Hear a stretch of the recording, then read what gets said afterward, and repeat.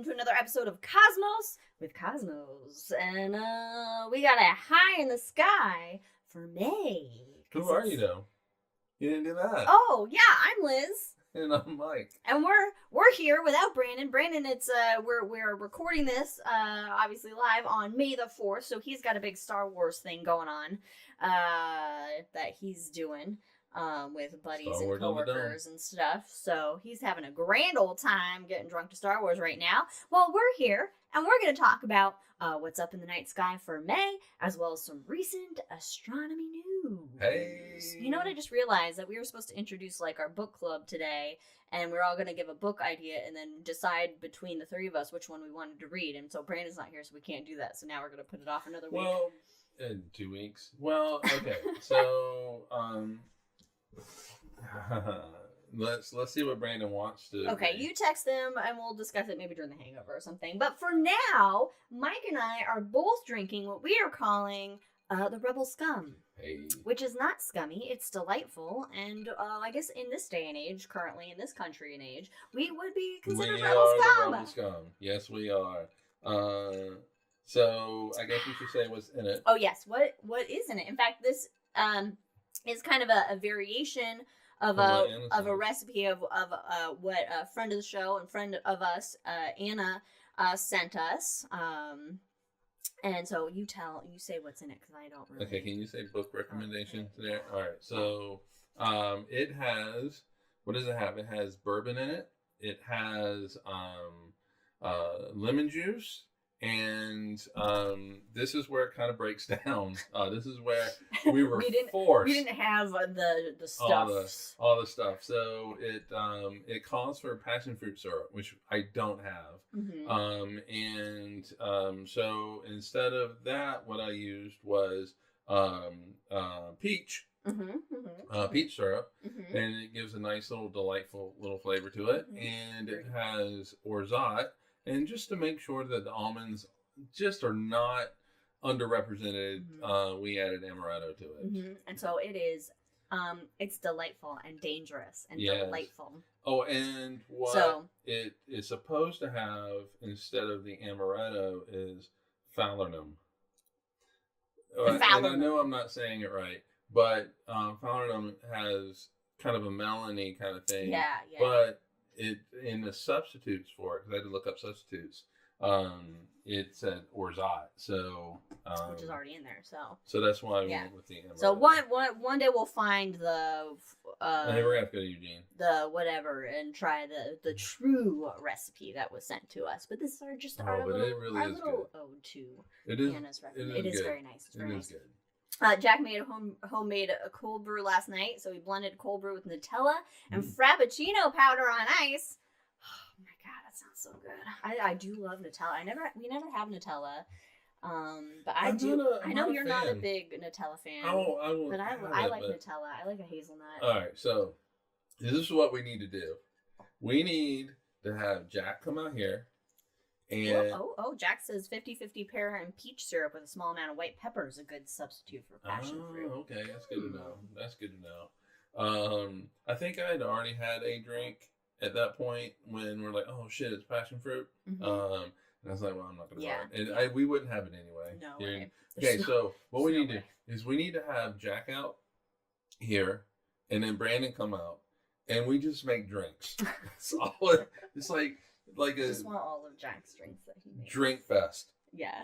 Drink fest 2025. Yeah, that's healthy. We're healthy. Anyway, if you like us, if you think we're fun, if we, give you a hoot, follow us on all the things, at Drinking Cosmos, where you can find us on all the things, basically, and at Drinking Cosmos on the one that nobody uses anymore that we don't care, and they're a piece of shit run by. Anyway, check out our friends. Our friends do some cool stuff. Wildixia, Wildixia on Etsy's got some cool artwork.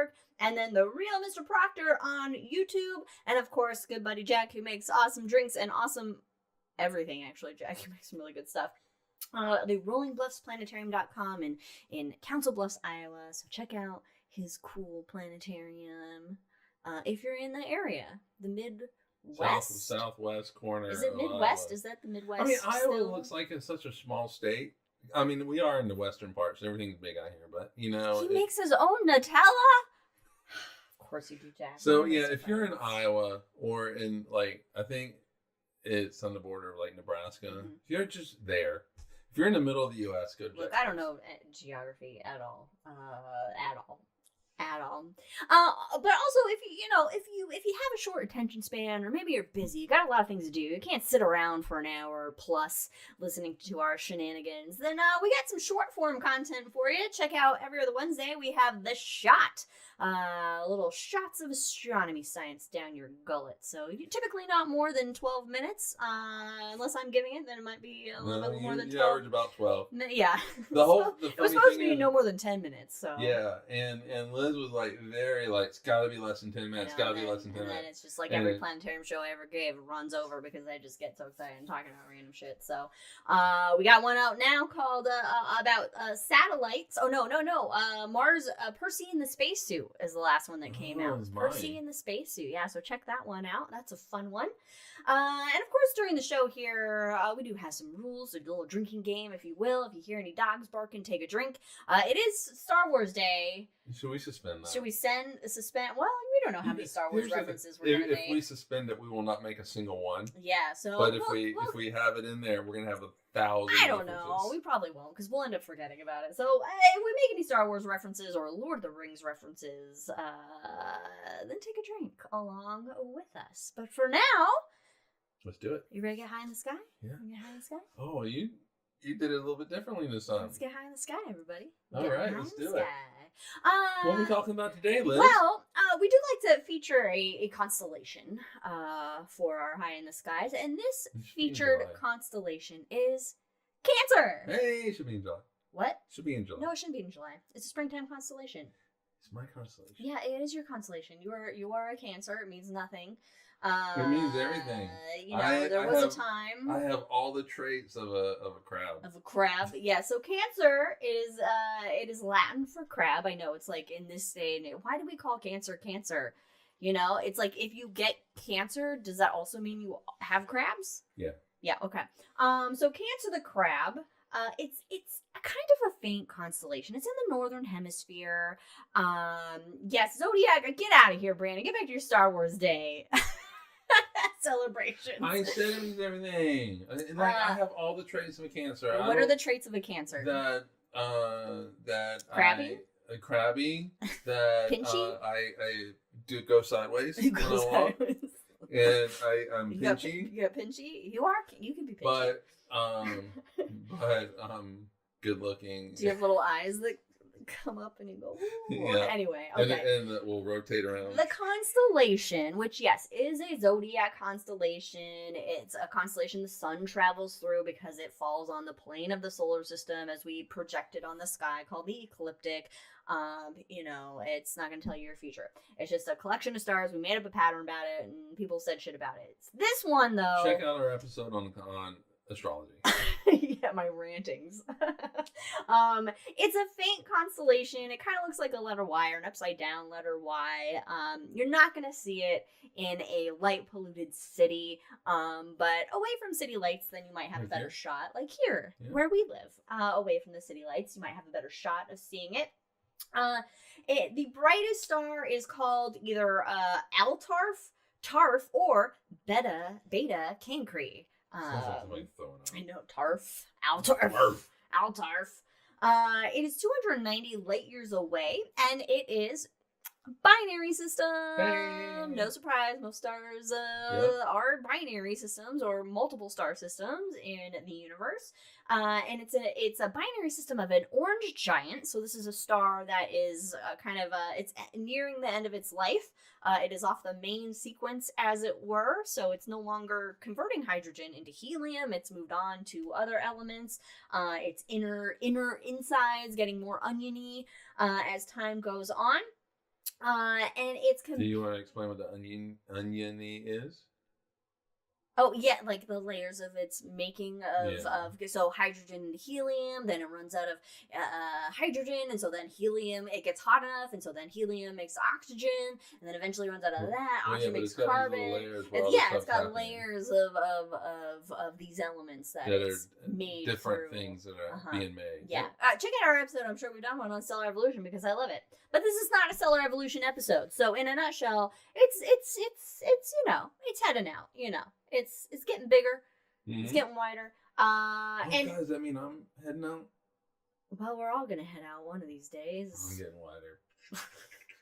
Okay, its companion is a red dwarf. And they orbit each other in a 76,000-year orbit. Oh, geez. Okay. So they're not near each other necessarily. They orbit each other, but they're not like that's crazy. That they're not very close. The number of observations you have to take, because we only had telescopes, being able to look at this thing for a short amount of time. Yeah, not very long. You even every year, I was like, I'm like, let's say 300 years after you start looking at it, you're like, oh shit, it's starting to make a turn. Yeah. Hey, it could be going around this. So. I know. We thought like waiting for fucking Neptune or Pluto to orbit and make any leeway in the sky took a long time, but no, these guys have a long orbit. Now, also in Cancer, there's some other deep space objects like M44, the Beehive cluster. You can't go there. You're allergic. I'm allergic. I was allergic. So it is one of the closest open clusters to Earth. So basically, these stars, they all form together out of the same cloud and dust, but they're not tightly bound. They're floating. They're moving away from each other, essentially. Another example that maybe you're more familiar with would be the Pleiades star cluster, also called Subaru. And so it is 590 light years away from Earth, so one of the closest. It contains thousands of stars. In fact, it is it's fairly bright. It kind of looks like a cloudy smudge in the sky if you have really dark skies like the ancient Greeks had, where they had no street lights or electricity at all. And so Ptolemy, he actually observed it, and he noticed it as like this nebulous mass in the breast of Cancer. So I'm like, that can't be good on a modern MRI. No.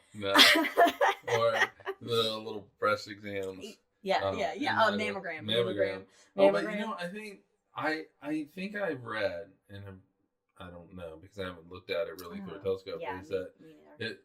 When you look at it through a telescope, it looks like a beehive with all the stars. And, I don't know. Yeah, and so I don't know. I can't remember. I don't know. But it's also one of the first objects that Galileo studied with his telescope as well, aside from, the planets that he looked at. So and he wrote shit down. The Beehive cluster will come back around in a minute, so stay tuned.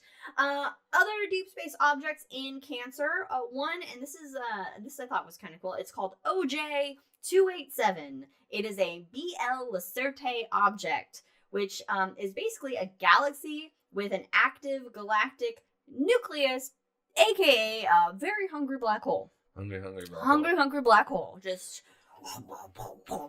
Just munching away in the core of that galaxy. It is one of the most massive, supermassive black holes. Its mass is 8 billion solar masses. But I'm sorry, I said 8 billion. 18 billion solar masses. It is 6 times more massive than the next largest object. Wow. It's a big boy. He's a big boy. He's big boy. He's got to eat a lot. He's got to feed. He's a hungry black hole. Yep. Also in Cancer, it has 10 stars with known planets, extrasolar planets. One of those is 55 Cancri. It is a super Earth. This star has a super Earth in orbit along with 4 gas giants. And that super Earth is within the habitable zone of the star system. In fact, it's one of, you can get these like fun travel posters that JPL made for extrasolar planets. We have them on our wall, and 55 Cancri is one of those. So in a room right over there, not behind me. That's the most. We are missing one of them. I can't remember which one we were missing, but we were missing one of them. Anyway, so with most of the constellations in the northern hemisphere, I'm not gonna. Well, I shouldn't say I'm not gonna spell it because I'm known for spelling my drinks. There's some mythology that go along with them. You know what? I wasn't finding too much mythology for Cancer. It was first recorded by Ptolemy in his Almagest in the 2nd century CE, using the Greek name Kirkonos. Dante mentions Cancer in his Paradiso. And that's because at the time it was visible like in northern hemisphere winter. And so the line in the poem from Dante goes, "Then a light among them brightened, so that if Cancer one such crystal had, winter would have a month of only a day." What does that mean? I don't know. I don't get poetry. And poetry goes way over my fucking head. But hey, it was mentioned by Dante. Cancer... Supernova? I don't know. I didn't mention it. Just saying when it was, I don't know. Cancer was behind the sun during the summer solstice in ancient times. So that's when the sun is at its most northerly in the sky. And so the northernmost parallel on Earth, where the sun is overhead, is still called the Tropic of Cancer. However, Taurus now claims that fame, claims that spot due to precession of the axis, the wobble that the Earth makes as it rotates. Now, there's a little bit of myth behind Cancer. So the Greeks, they basically said it was a crab that Hercules kills. He's fighting the Hydra, and this crab comes over and fucking pinches his leg, and he's like, "What the fuck?" And he just stabs it. Now, Hera, Hera, wife of Zeus, not the most pleasant lady, I would assume, but to be fair, her husband is Zeus, so she's got a lot to be angry about. She doesn't like Hercules, obviously, Hercules being a child out of wedlock for Zeus, one of his many bastard demi-humans. She doesn't like Hercules, and so she honors Cancer, the crab, for trying to hurt Hercules by putting him in the stars. Hey. So that's how the crab got up there. But Cancer has actually been represented as many creatures to different cultures, although it's somehow always generally like a water creature with an exoskeleton. So it's like telephone, I guess, I mean, we're so interconnected as a species that it's like things start blending together and people steal from other cultures and et cetera, et cetera.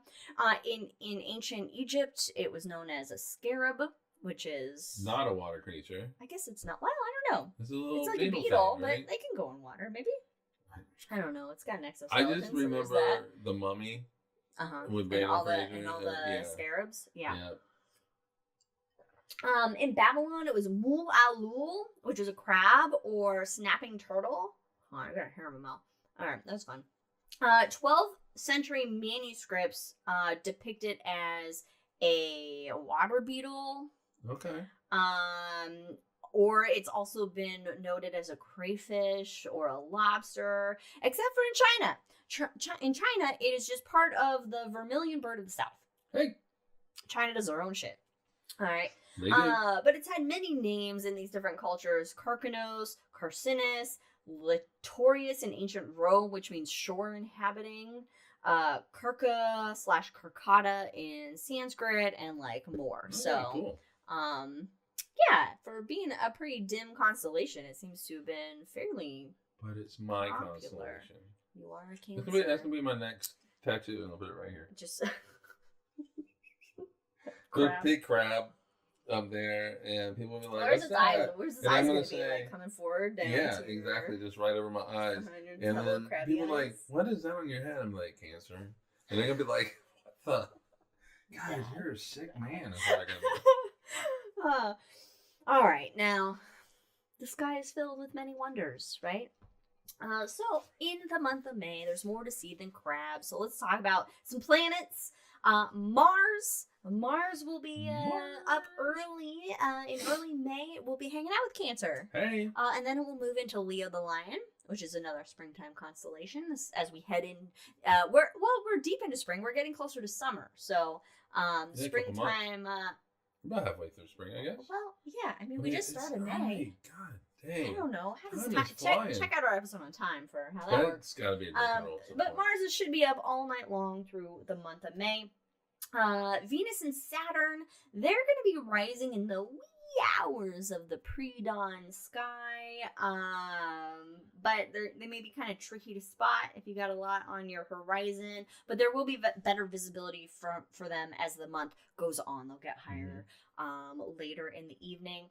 And our good buddy, Joopy Joops. Joops, he's going to be entering the daytime sky midsummer. So now is kind of like going to be our kind of the last chances to see Jupiter in the evening. So it's on its way out. Yeah, okay. It's on its way out. It is, it's going to be early May. It's hanging out with Taurus right now. Taurus being a wintertime constellation. So Taurus is setting earlier in the evening. So Jupiter is going to be setting earlier and earlier as we head more into summer. So it's been visible for the past few months, several months at least. Jupiter's been up at night. It's been a really a great thing to spot. So check it out now before it enters the daytime sky in a little bit. So it'll be setting in the west earlier and earlier. We do have some celestial events. Mars hurry up with his first one now. May isn't. Oh yeah, I know. We're doing this a little bit late, so we already had May 1st. Has already happened. What day is today? Today's May 4th, right? So May 1st through 6th, Mars is passing through the Beehive Cluster, or is it buzzing through? Oh, it's buzzing. It's buzzing through the Beehive Cluster. So if you have a telescope, something to check out. And you listen to this a day or tomorrow, which this episode won't go up until Saturday, so tough luck. Check us out live then. On May 12th, it is the full moon of May, and this moon is known as the flower moon because you got all the flowers and shit. April showers bring May flowers, exactly. And this flower moon originates from the Algonquin tribe in Ontario. But there's like different names for this moon, but flower moon is like the most popular. There's like budding moon. It all has to do with like flowers. Basically coming up and sprouting. That was nicely pronounced, by the way. Algonquin. Yeah, I can't pronounce it. Algonquin. Meteor shower watch 2025. There's one meteor shower in May. It will peak on today, May 4th. And it's no comet, but it's the debris from a comet. Hey, that's not how you have it listed. Oh shit. Oh no! Hold on. I messed up. I pressed the wrong button. I wanted to press this button, the drink button, because in the notes there is a little bit of a reference. It says that's no comment. Yeah, but you didn't say that. Okay, well these are just I say it how I'm gonna say it. These are just bullet points. No, I know, but I was ready to take a drink because it was gonna be a Star Wars reference, and you didn't Star Wars reference. Well, I did. I said that's no comment. It's the tail. It's the debris from Halley's Comet. Okay. I did say it. All right, I missed some of those words. It's fine. It's called the Eta Aquarids. It's not a bright meteor shower. It's about 10 per hour. But hey, if you're with us live today, if you got clear skies tonight, Jack, go outside and maybe you can see a couple. I don't know. But this is the peak. The meteor showers, they do go on for like a week, a couple weeks at a time. I didn't put the range down for the Eta Aquarids, how long it's going, but this is just when there's the most, the peak of it. So there's the most you can see per hour.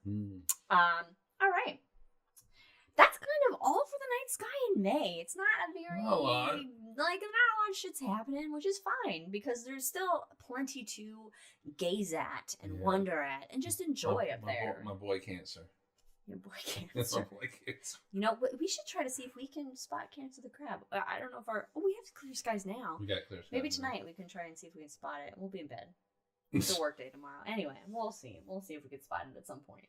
The sun never sets here in Oregon. Oh my God, daylight savings. We gotta. I don't like it when. Can we not have it? It's light at night. I like my nights to be night. I like it getting darker earlier, even though we don't stay up late. Like, I used to stay up late, you know. I like to be able to go out, look up, and say, hey, I can see stars. Yeah. When I go to bed, I want to be able to see some stars, or at least it not be bright out. That's what I like. All right. Astronomy news. There was a lot of fun news that I found. In fact, even today, this morning, I was adding extra stuff that I found because I thought it was fun. So, yeah. Let's get cracking to it.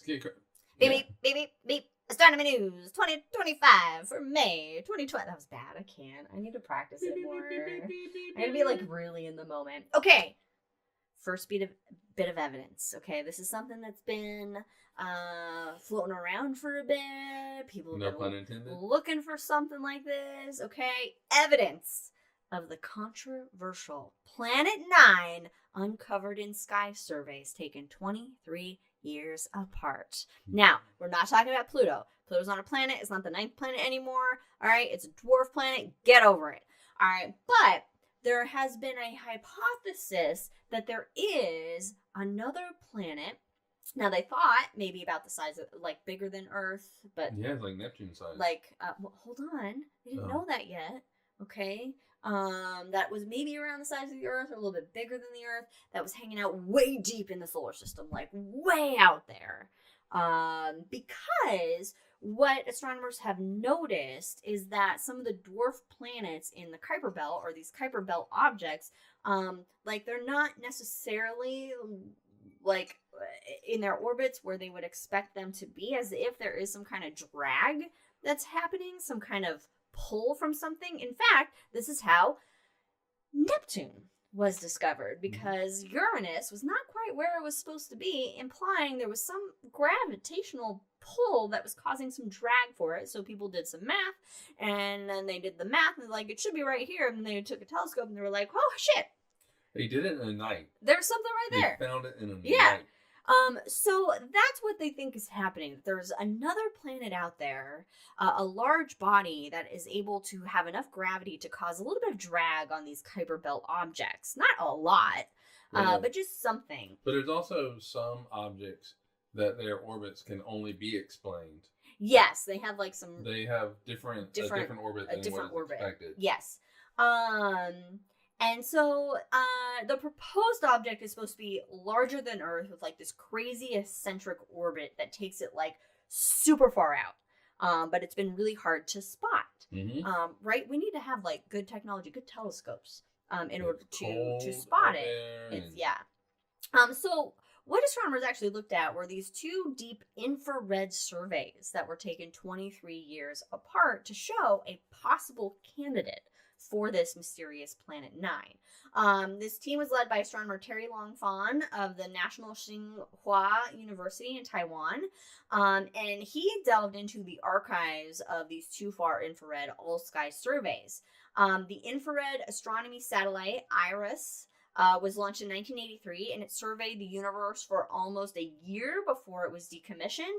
And then in 2006, the Japanese Aerospace Exploration Agency, so the JAXA, they launched Akari, which is another infrared astronomy satellite that was active between 2006 and 2011. Okay. So these are the 2 sky surveys that were studied. And the amount of movement that they're expecting to be in the sky would be like really tiny, like really minuscule, like apparently about 3 arc minutes per year at a distance of approximately 700 astronomical units. Okay, our Earth is 93 million miles from the sun, and that is 1 astronomical unit. So 793 million miles, basically. 1 arc minute is 1/60th of an angular degree. I don't know what that means. Whatever. Numbers of math. It goes over my head, but that's what they're operating off of. Now, they also had to count for something called parallax. Now, you may not be familiar with parallax, or you may not think you're familiar with parallax. However, I would bet that everybody as a kid has held their finger up in front of their face and then moved and then switched off which eye they were looking through, and their finger, although not physically moving, looks to be moving. And that is parallax. Yeah, you can actually tell that your dominant eye with this as well.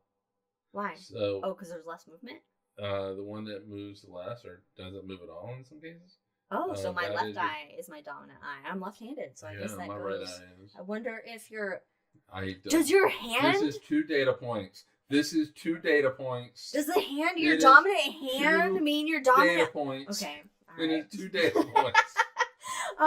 So that's parallax. It is not a scientific If you look at something at a different angle, there's like it's not in the same spot, basically.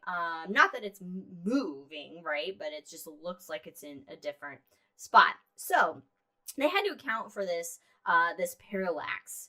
And they ended up finding one tiny dot. Ooh, Jack says parallax is one of his students' favorite lab. He sets up fake stars for them to measure. That's really fun. I like that. Oh, Jack, you're like the funnest teacher. Anyway, so they ended up finding one tiny dot, and it appears in one position on the IRA's 1983 image, but it was not in that position when Akari looked. However, there is an object that was seen by Akari in a position 47.4 arc minutes away that isn't there in the IRA's imagery. And it is within the range that Planet 9 could have been like traveling in that 23 years.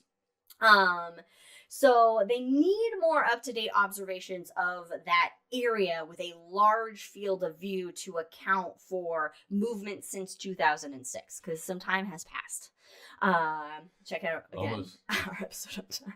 Almost 23 years. Yeah. I mean, it's 19 at this point. But. Now, based on the brightness of this object, it could actually be larger than Neptune, and that was a surprise. They weren't thinking that it was going to be that large. You see, I thought that they had. Well, a few years ago, they were like, gotta be. The implication in this article was that, or maybe they didn't know for sure, but based on the brightness, now they're pretty, I guess, more sure that it's larger than Neptune. And they don't really know, like, what it is. Like, what the fuck is this thing? Like, is it a rogue planet? Or is it a gas giant that formed in our solar system closer in and then migrated outwards, which does happen. We end up seeing in a lot of the extrasolar planetary systems that we find, and our gas giants are actually kind of the odd ones out. Well, no, they think like Jupiter was actually closer, and they've all kind of like moved out and moved positions and things like that. And so Planet 9 is still a mystery. It's still a hypothetical, but they're getting closer to seeing. Let's get Webb involved. Something. Yeah, let's bring out Webb. Let's web it. Let's web it. Okay. The next article, which I thought was kind of fun, this is from nature.com, or at least, well, it's been in very different sources, but I pulled it from nature.com. Actually, I pulled it for a couple different ones, but nature.com is the one I mainly reference. A nearby dark molecular cloud in the local bubble is revealed in H2 fluorescence. Basically, astronomers found in our local bubble, check out our episode on Structure Out of Chaos. The last one? The last full episode we did. But there is a invisible giant molecular cloud. So this the cloud of like molecular hydrogen that glows in the dark. That we can't see it.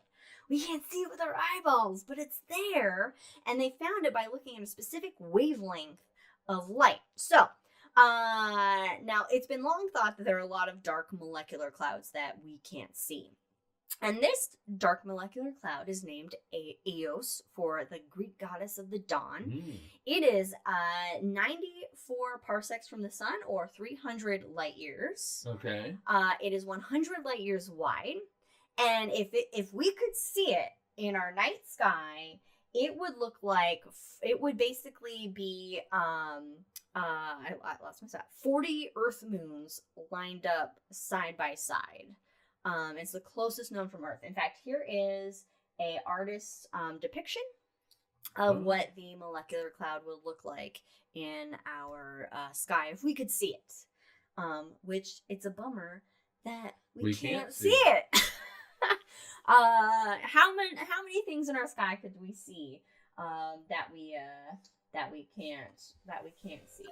Because they can see everything. All right, take a break. I forgot to turn the button off when we last used it. So it's basically like this crescent-shaped blob.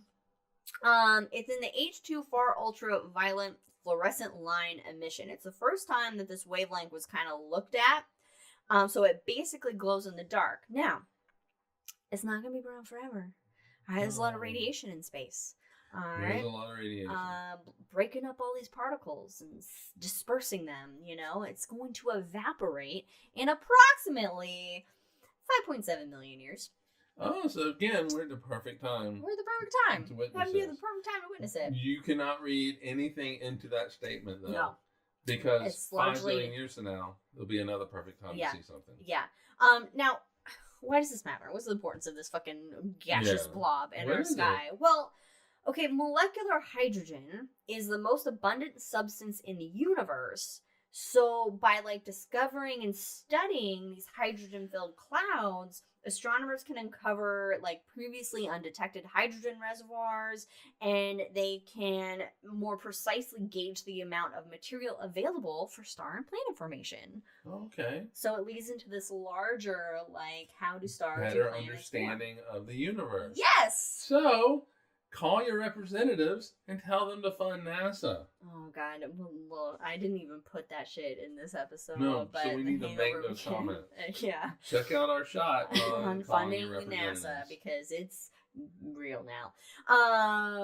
Okay, but, there's a lot of unseen shit, a lot of mysterious shit. There's a lot of unseen shit out in the universe. So our next article from universetoday.com, astronomers observe a dark matter bridge in the Perseus cluster. Now, the Perseus cluster is a cluster of galaxies. Is it a toll bridge? Is it like a suspension bridge? I don't know. bridge? You might have to pay on it if you go on it. I don't know. Is it like a Golden Gate Bridge? It is a bridge of dark matter. So we don't really know what kind of bridge it is because we don't know what dark matter is. So galaxy clusters are some of the largest structures in the universe. Again, check out our episode on Structure from Chaos. Just check out all our episodes. Now, in this one, the Perseus cluster is the hero of this tale. Okay. Like how we did that? Yeah. It's the product, what they think happened is that the Perseus cluster being the product of past mergers, and then it settled into this kind of stable state. But no. There was a disruption in the force. Oh boy.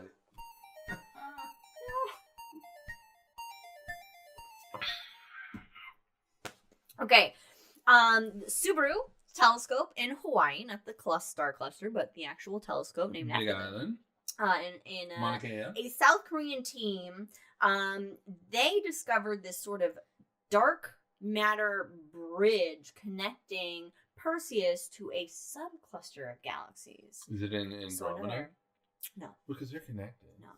No, he's on his way to save her right now. That's what's going on. So this other cluster of galaxies that seems to be not associated, but is actually associated with the Perseus cluster.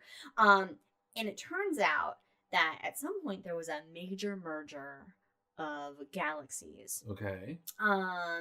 And what they found was this clump of dark matter that was 1.4 million light years from the main Perseus cluster's core. And this clump of dark matter is 200 trillion times the mass of the sun. Okay. So that's a lot. It's a big clump. And it connects the core of the Perseus cluster to this subcluster. So they're connected through this bridge.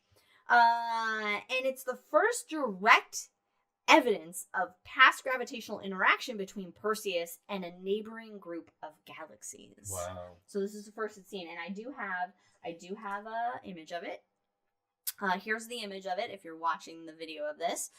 So the missing companion galaxies is on the right, and the main Perseus core cluster, and then you have this sort of bridge that is in between them. Looks like a fish. I guess it does look like a fish, depending on how you look at it. What else could it look like? Maybe it also kind of looks like an arrow, or I don't know, we just like making up shit. What shit looks like. Just for perspective though, you say 200 trillion times the mass of the sun. Mm-hmm. The Milky Way galaxy, let's just say, has about 200 billion times the mass of the sun, or 200 billion stars, right? Yeah. Yeah. Yeah. All right. Well, never mind. Roughly. Never mind. That's not going to work. Okay. So it's probably about 1,000 times the mass of the Milky Way. Maybe. That's a lot. Roughly. It's a lot. Yeah. 10 to 1,000. And we don't even know what dark matter is yet. No. Will we ever? We may never know. Not the rate the funding's going. Next article from physicsworld.com. An exoplanet could be in a perpendicular orbit around 2 brown dwarfs. So what's the physics of that? Right? Crazy. So this is based on observations from ESO's Very Large Telescope, or we're not VLT. We're not creative with names. Hey guys, what do you want to call this telescope? Well, it's big. It's kind of big. I don't know. I mean, it is a big one, but it's very large. Very large telescope. All right. And you know what? Yeah, and I had a BLT for lunch. Yeah, VLT. So we'll say VLT. Yeah, just don't need this one. So researchers led by Tom Baycroft, a PhD student at the University of Birmingham, he suggests that such an exoplanet is required to explain the changing orientation in the orbit of this pair of brown dwarfs. Now, brown dwarf, just a failed star. It's basically a star that, it's like it like didn't get quite enough mass to start nuclear fusion. You know, if Jupiter had 80 times more mass, it would have become a star. Good thing it didn't, but it didn't. It's not a brown dwarf because it didn't get close to failing. But I'm just saying, like, if you're like close to reaching nuclear fusion, but you just can't get there, you're just right there, but you don't. But you have enough. You're glowing because you're still like radiating heat. You're just not doing fusion. You're a brown dwarf. Yeah. You're a failed star. You failed. You failed the stars at being a star. No. But you'll live longer than a lot of stars. Yeah. So they were actually just studying the orbit of these brown dwarfs. That's what they were doing, is studying these brown dwarfs. Because to have 2 brown dwarfs in orbit together, that's not necessarily a common thing, I think. Right. And they realized that, like, the brown dwarfs had, like, this weird changing orientation that was happening to them. And so that they theorized that a polar orbiting planet exists in the system. Now, this is the first. There's been hypotheses that planets could orbit in a polar orbit. So not along the equator like we orbit around our sun, but along the poles. And so, which is interesting physics. Yeah, you like it. I do like it. Yeah. It doesn't mean there's new physics. So this binary pair of brown dwarfs is about 120 light years away. It's called 2M1510. So that's fun. They're 45 million years old, and they have masses about 18 times that of Jupiter's. Okay. And they are eclipsing, so that means they periodically pass in front of each other from our line of sight. And they were just trying to learn about these 2 dudes. They're just like, hey, we want to study these brown dwarfs. But then something weird was going on. Their orbits were a little weird. So studying the Doppler shifts in light, Doppler shift, not just for sound. Nope. But for light as well. Anything with waves. The light they emitted revealed that their elliptical orbit was slowly changing orientation in and this is a word I do not know, in an apsidal precession. Apsidal? I don't know that word, and I didn't look it up. Look it up. Now, this isn't something that's too weird. Apparently, Mercury undergoes apsidal precession, and that's why for Mercury's orbit, you have to use Einstein instead of Newton. General theory of relativity instead of like Newton's ship. But this is way different for a pair of brown dwarves. And so how far its most distant point from each other is rotating around. It's precessing around. Okay. I like it. That's like a sprinkler. It makes that noise. It does that. That's how the noise it makes. Mm-hmm. So the best explanation for this is that there is a companion to the binary on a polar orbit that's inclined close to 90 degrees relative the binary.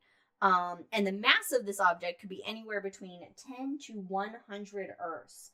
And this is an artist's impression of what it looked like. So you have the 2 brown dwarfs, and then you have the planet going in this polar orbit around it. I saw that. You saw that, yeah. Somewhere. Now, if they just like moved the polar orbit like down a little bit or up a little bit, I'm just gonna let everybody, if they're seeing the visual, think about that. Down and it's a dangle down. then up is a dangle up. Anyway, with ourselves.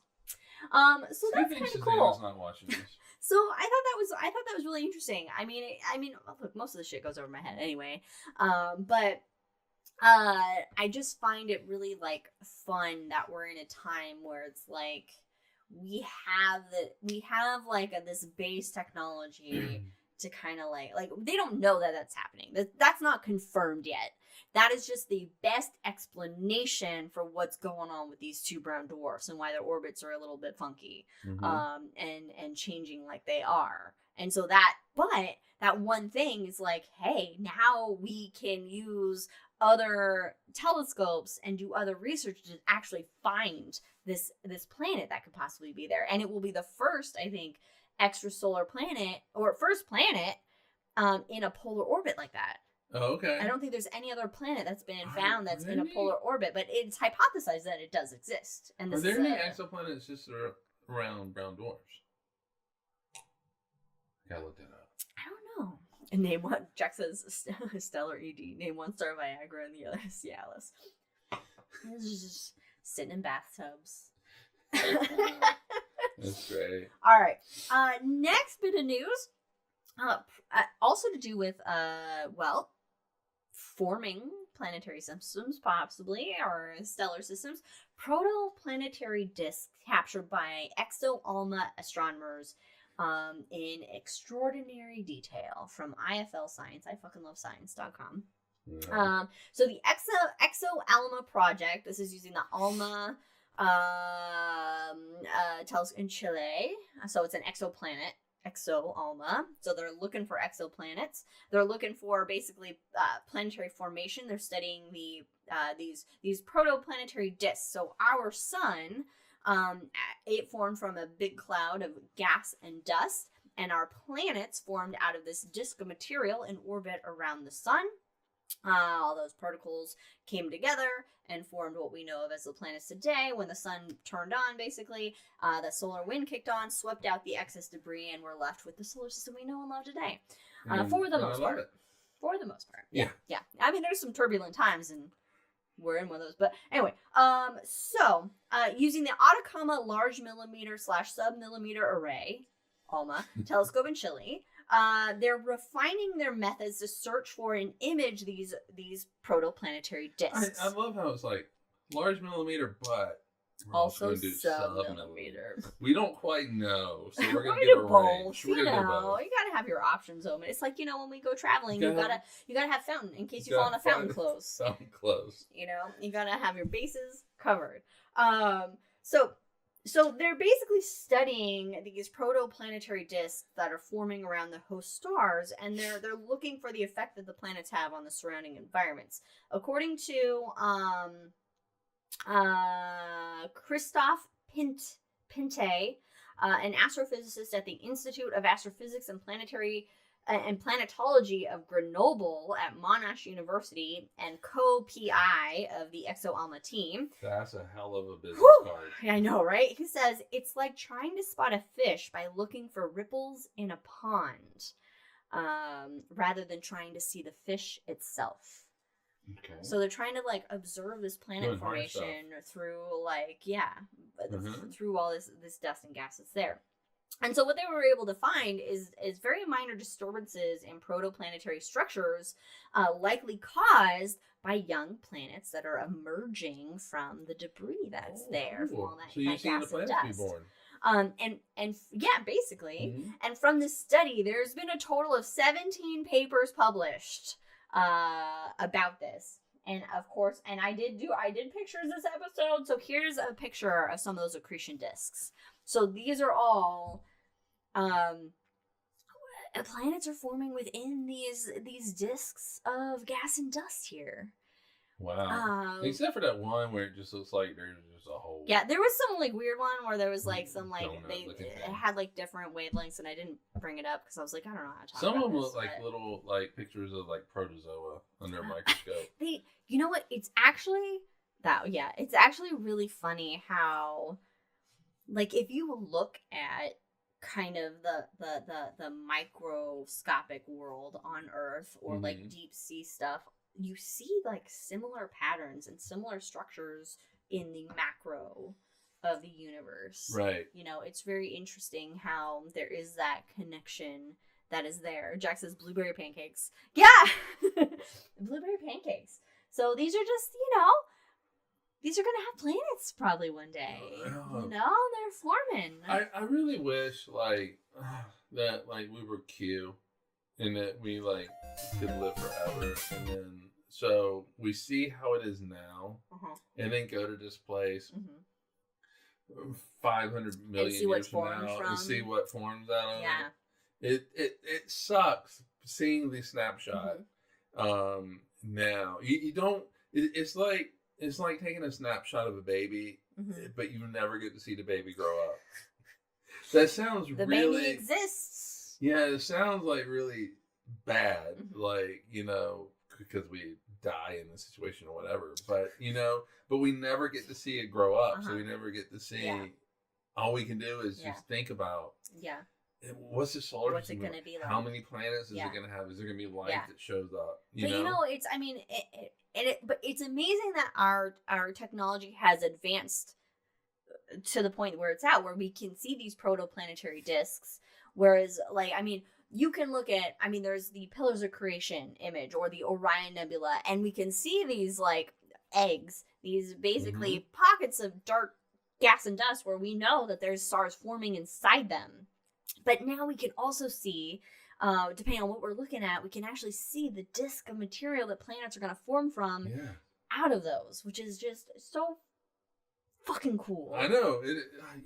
It's so cool. I wish everybody in the world saw the excitement like that we have. I wish they could see science the way that we see science. Yeah. And I know a lot of people do, but then there are a lot of people who don't. It's hard. It's a hard thing because it doesn't relate. It's not, it's like, I got shit to do. I got bills to pay. I got right. Like it's not But everybody can go out and be amazed by the night sky. And be amazed by the universe. Like there's a bigger picture out there, people. There's a bigger picture. Yeah. I mean, I like playing video games and I like doing certain things as well. But this is also why I'm like, why do we have to like be such assholes to each other? Like there's a bigger picture. Like we're all just specks of dust in this big, large fucking. What is it? I don't know who said it, but we are, to paraphrase it, we are a way for the universe to know itself. Is that a Sagan thing?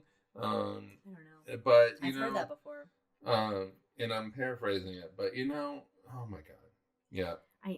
Okay. Anyway, are we done being extra nerdy and giggly about it? No. Well, I got some bad news though. I'll follow it up with better news, but I got bad news. Sandwich this shit. All right, we're sandwiching. Jack says Sagan. Of course it was Sagan. All hail Sagan.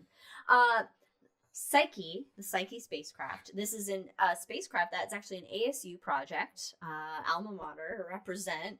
Not just a party school, does cool space shit as well. Oh shit, you guys do space? Yeah. The Psyche spacecraft, it's heading to an asteroid called 16 Psyche, which is why it's called Psyche. Which is an asteroid that has an unusually high metal content. So they're sending a spacecraft there to study it. But recently its thrusters suffered a glitch on the way. So there was a little glitch that's happening. Just give me the bad news. Space is hard. Give me the bad news. Currently Psyche, the spacecraft, is 150 million miles away. So it's pretty far. It's a bit far. And what happened was, there was a decrease in fuel pressure within its solar electric propulsion setup. And so they've had to turn its thrusters off while they figure out a way to fix it, a resolution for this. However, they're okay to keep the thrusters off until mid-June, until the trajectory is affected. You got a month and a half, folks. They got until mid-June, and then the trajectory is going to be a little bit of iffy. So the propulsion system that Psyche uses is an electric propulsion system that has two identical fuel lines. So they may decide to switch to the backup fuel line to resume thrusting. Redundancies are important when you're exploring space. Um, um, this is actually the first time that this type of propulsion system has been used on a probe beyond lunar orbit. Okay. Okay. So basically, what it does is sunlight collects with Psyche's large solar arrays that gets converted into electricity, which then powers the spacecraft's 4 thrusters. And once powered up with enough sunlight energy, then the thrusters, which are called Hall thrusters, use electromagnetic fields to expel charged atoms of xenon gas that are stored in tanks aboard the spacecraft. So it glows like neon blue. Oh shit! Really? And so that xenon expulsion creates like a gentle thrust to move the spacecraft, and apparently it's like really gentle. Like it's apparently the thrust is like if you were holding like a handful of quarters. Oh, but over time that generates enough momentum to go, because space, guess what? No air drag, so you don't need a lot of thrust to move somewhere. And it can actually accelerate up to speeds of 124. It's going to accelerate up to speeds up to 124,000 miles per hour relative to the Earth. That's a lot of thrust over a long time. A lot of thrust. Now, if it was to carry traditional chemical propulsion that most... I thought you were waving to somebody outside of our window. It was just such a, hey, Ron! No. That would be funny. What if Ron appeared outside the window? There was a Ron window? In our neighborhood. There is a Ron, not a cool Ron like Ron Proctor. So normal spacecrafts that go beyond the moon, like New Horizons. New Horizons, it has plutonium. Mm-hmm. Plutonium, which is funny because it went to Pluto. Anyway, if it had traditional, you chose it that way. I think it was a coincidence because plutonium. But anyway, traditional chemical propulsion would have required Psyche to be packed with 15 times more fuel, which means weight and heft, and that makes it harder to get where you want to go. Exactly. In space, and also costs more. Mm-hmm. The more fuel you have to pack on. So let's hope that they find a resolution for this, and that everything works as expected. So Godspeed, Psyche. Godspeed. Maybe it's gonna turn around and be like, psych. I just want to throw in like a psych joke in there. I just really wanted to. Even though it was bad. That would be great. That'd be great if it said that. Psych, I'm fine. April Fools. If I were like a software engineer, I would just unbeknownst to everybody else, code in, so send it and have it respond psych, and then it shows everything's good to go. Yeah. Oh god, that'd be great. That would be Scientist of the Year right there. All right, next article is this. I found interesting because I haven't heard of this term before. This is from NASA.gov. While it lasts. No, we have a lot. I know. I should. I'll get through it. Okay, so apparently I've never heard this term, bone. You bone in space. Well, I'm sure there's bone in space, but NASA's Chandra diagnoses cause of fracture in galactic bone. Okay, apparently there are structures in space called bones. They're just bones. Yeah, well, it's just, yeah.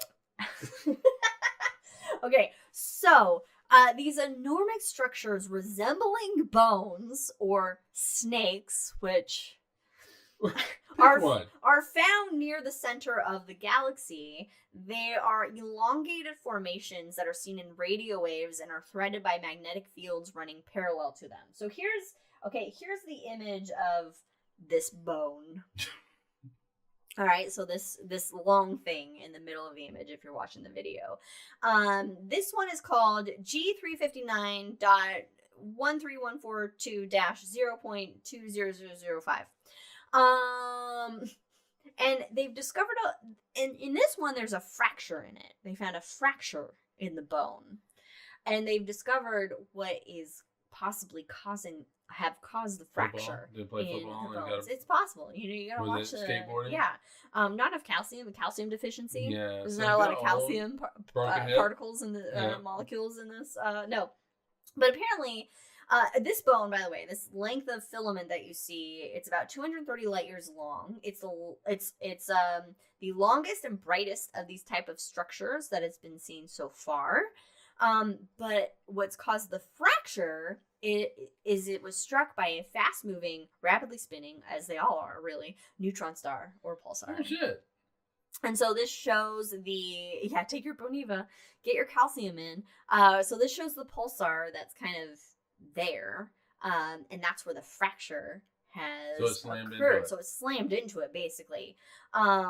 X-ray and radio sources at the location of the fracture that they used data from Chandra and Meerkat and the National Science Foundation's Very Large Array telescope. It hit this bone at speeds between 1 million and 2 million miles per hour. Jeez. So it was coming in hot. Really hot. Coming in hot. It's just... Do you think, like, the Meerkat team, they all just kind of, for their picture, they just all kind of just stand up and like look in different directions like meerkats? You know? That's what the telescopes do. Like, they just pop out of the ground. Yeah, just look around. All right. That's our stupid joke. We're done with that. All right. So I just thought that was interesting because I've never heard of these. I've never heard of that. I've never heard of these bone structures before. But it makes sense looking at it. They have good bones? I would just better. Better. I mean, we take our calcium vitamins. We do. Okay, another one. So these two ones I added today because I thought it was interesting. NASA's Juno exposes sizzling lava lakes beneath Io. I'm going to cut off the rest half of that because I didn't put the other half of that article in there. But, okay, so Io is one of my favorite moons in the solar system. Mm-hmm. This is pretty much why I added it. Okay, I love Io. It's one of the most volcanically active objects in the entire solar system. It is. Hot as fuck. It's not one of. It is the. It has I'm sure volcanoes are erupting right now on Io. Maybe. You got at one time.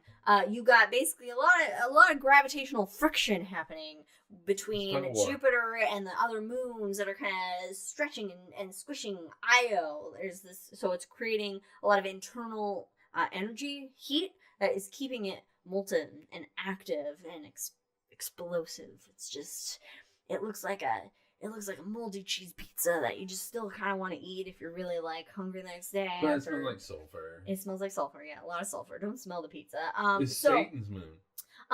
So a first that has happened, Juno, spacecraft orbiting Jupiter right now and studying it, named after the Roman version of Jupiter's wife.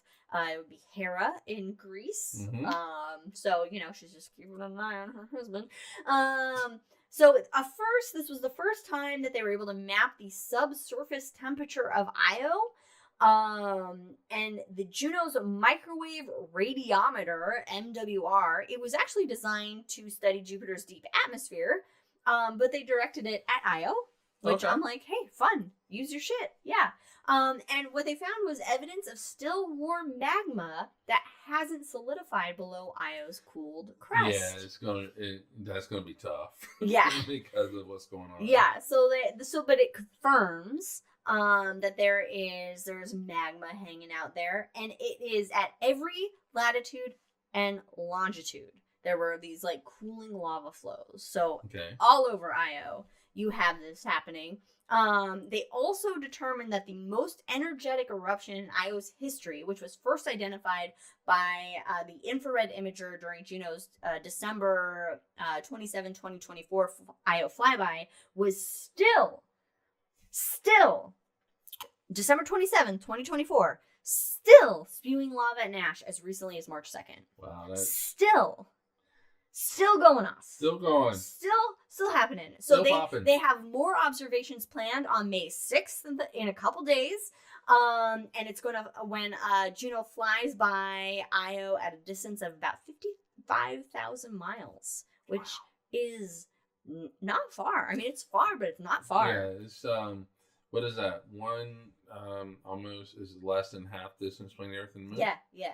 So pretty close. Yeah, so it's gonna get pretty close, and so they'll see if that volcano is still popping up. Nice. Still. You know the craziest thing about Io, and I can't remember the specific number, but because of tidal forces, it rises and it's like 60. Lowers It's like 60 feet every single every day. So like if you're standing on Io at a safe place, not at a volcano, you would literally good luck finding that. You would literally go up 60 feet, and the ground with you on it would go up 60 feet and then come back down the 60 feet because of the tidal forces. You're on like a slow tide. Yeah. So to put that in perspective, though, that happens here on Earth. We do it every single day, but it's something. It's like less than a millimeter or something. It's something like exceedingly tiny. Yeah, because of our moon and us rotating. We have our own tidal forces. How do tides work? We know how tides work. Fuck off. Yeah.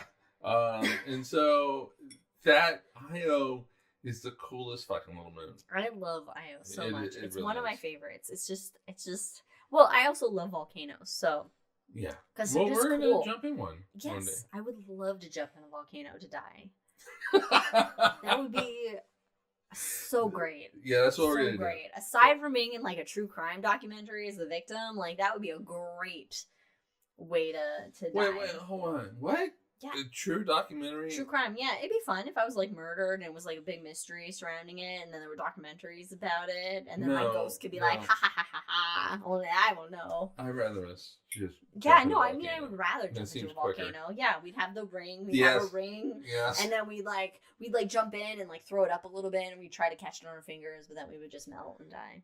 Yeah. Meanwhile, we hit the lava and we instantly die. It's romantic. You know. It's romantic. So we won't have this. Oh shit! We have to take a drink. It's Lord of the Rings. Oh, it is. I got jumping in volcanoes. I did it. You spilled it. I did. All right.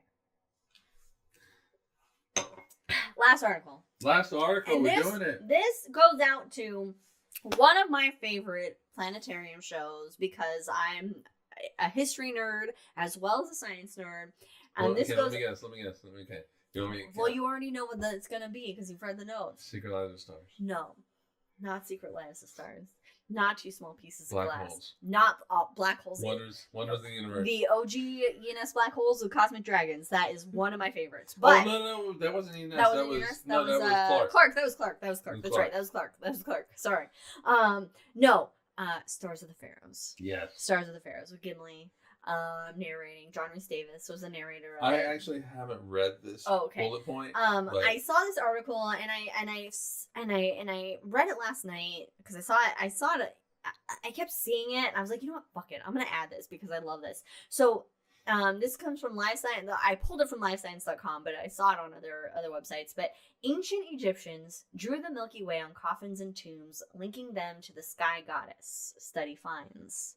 So, Nut is the sky goddess of ancient Egypt. Nut? They turned me into a newt. I got better.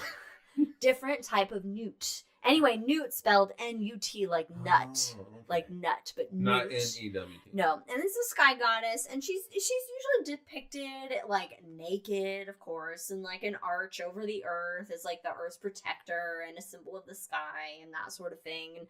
And she's been depicted with like stars and like other like planetary bodies within her. And they've always like assumed she was associated with the Milky Way, but there's new evidence or studies have shown that she most likely was associated closely with the Milky Way. Okay. So Grauer, this is a dude's name. O-R, last name G-R-A-U-R, or Grauer, an associate professor of astrophysics at the University of Portsmouth in the UK. He examined 125 depictions of the goddess Nut on coffins and tomb walls. Okay. Of course, we're talking ancient Egypt, so these things are up to 5,000 years old, which, oh god, if to touch them. You just want to touch them. I just want to touch them so fucking bad. You know, I am not one where I just have to touch everything, but I would love to touch that stuff. Oh god. Okay, so what he found was a couple of instances. Like there was one on a chantress. A chantress of ancient Egypt. So this was someone who performed religious prayers. Okay, but you have to give the name. I'm not going to say this name. Oh, but that looks like something straight out of Iceland. Look, I am a white woman who speaks English. I can't make my mouth do all these consonants. It really looks like it would be straight out of Iceland. Nezitaujicatet. So there's a depiction of Newt lying down. Her body is covered in stars, and there's like a thick, according to Grauer, he wrote, a thick undulating black curve that bisects Newt's star-studded body. And he basically posits that this actually depicts the Great Rift in the Milky Way. So cool. If you're in a dark area, and if you have the chance to go to a dark sky area, which we 100% fully recommend, and you see the Milky Way, you will see that it looks like there is this dark kind of band that goes through it. Mm-hmm. We are looking through all this gas and dust in our Milky Way.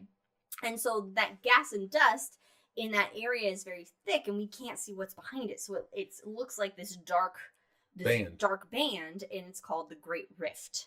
And so he posits that represents the Great Rift of the Milky Way. There's also images that are very similar in tombs in the Valley of the Kings where Newt is depicted. One such is on the ceiling of Ramses the Sixth. He ruled around 1143 to 1136 BCE. There are two back-to-back images of Newt that are separated by thick, black, golden, undulating curves that issue from the base of Newt's head and then travel all the way back to her booty, to her rear.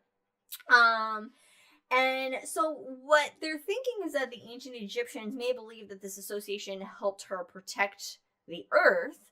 There's a lot of depictions where Geb, which is the Egyptian god who represents the earth, is depicted below Newt in these images. And they're not saying that Newt is the Milky Way, at all. It's that would be so poetic, though. You know, if that's how, or the Milky Way is Newt. Yeah, like if the Egyptians, if that's really how they represent. I think that'd be. It's really more of an astronomical phenomenon, like the stars and the sun, that are a part of the sky, and hence are a part of Newt. Yeah. So she encompasses all that is in the sky, basically, and is the protector of the earth. Oh, nice. And if you think about it, if you think about back to an ancient Egyptian times, right, there are no city lights. Like the night sky for the ancient Egyptians, the ancient Greeks, before you get electricity and street lamps and buildings all over the place, I mean, the night sky is like as clear as especially in the deserts of Egypt. It's the Milky Way would be such a prominent feature in the sky that it makes total sense that for cultures who are relying on the sky for various things as part of their way in life, how to tell seasons, they're tracking time with the sky, that it would be represented in this way for their gods, goddesses, and in their artwork and that sort of thing. Because we've seen the Milky Way in a dark sky. We live in a pretty dark sky area, not the darkest, but we can see the Milky Way. Yeah, we're lucky. And it is, and if there is ever a time to use the phrase breathtaking in a literal sense, seeing the Milky Way. Awesome. Okay, wait, hold on. Are we back? Hold on. Wait for us to come back. Wait for us to come back. We lost internet. I think we're back. Okay. Right in my prophetic, right in the middle of it. My prophetic, poetic buzzedness. Okay, anyway, if you're lucky enough to see the Milky Way, if you go out to dark sky, it is breathtaking. It is absolutely gorgeous, and just the night sky itself is so overwhelming. I mean, I remember just like feeling tears coming when you first see it, because you really are like, holy fuck. Yeah, and it's just in that moment you feel okay. I hate to say you feel small, because this is gonna sound arrogant. I never feel small. No. Because I can look out and I can understand things, how things go. It's amazing that we got a chance to just experience the universe. But also, I feel connected. Yeah. We're all connected. Yes, everything is connected. To something larger. We're all made from dead stars. We are all made from dead stars. We're all, what is it, stardust. Also, another saying. Made from stardust. My one of my like shirts that I wear is made from stardust. It's also my sleep shirt.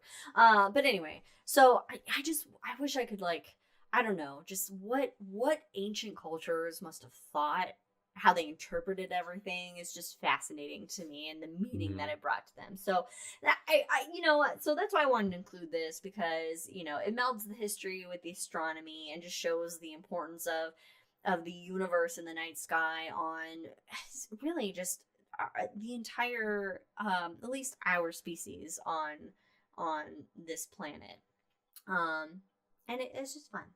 So anyway, that's the recent astronomy news. Hey. And of course we talked about what's up in the May night sky and what you can look forward to. As always, we recommend just when you got clear skies, go out at night and check it out and see what's up there for yourself. Try to find some shit. Try to find cancer. Good luck, but try to find cancer. Yeah, you can find it here though. You can find it. We could probably we'll try and find it and see. It's pretty dim, but get one of the star map apps on your phone.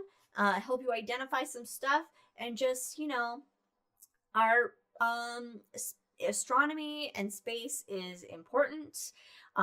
Learning about is important. Studying it has just a massive ROI for the planet and our species, every species on it. It's very important that we look to that final frontier and and can I say something before I close it out? Yeah, in all seriousness, I know, sorry, right? Ron's comment. Find cancer before cancer finds you. Call your representatives. NASA. If you're in the U.S. Yeah, well, even if you're not, NASA. Okay. NASA, pretend like you are. Fake your accent. NASA's proposed budget from the current administration is under attack. Science, a lot of science missions are going to go away. Artemis going to go away.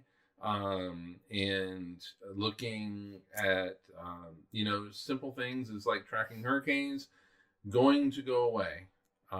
If there are particular representatives that are spineless and just cannot think beyond their nose. So please call your representatives. Let them know that you are not in favor of cutting NASA, cutting PBS, cutting NPR, any funding that improves our knowledge of the universe, improves our understanding of the universe, that you are not in favor of that. It is not like NASA takes up 90% of the budget. No. The military takes up almost half of the budget, and we can take a little bit from that. We do not need military parades. The military does not need $1 trillion. So please call your representatives. Let them know that this is unacceptable and that you want full funding. Not only full funding, you want more funding.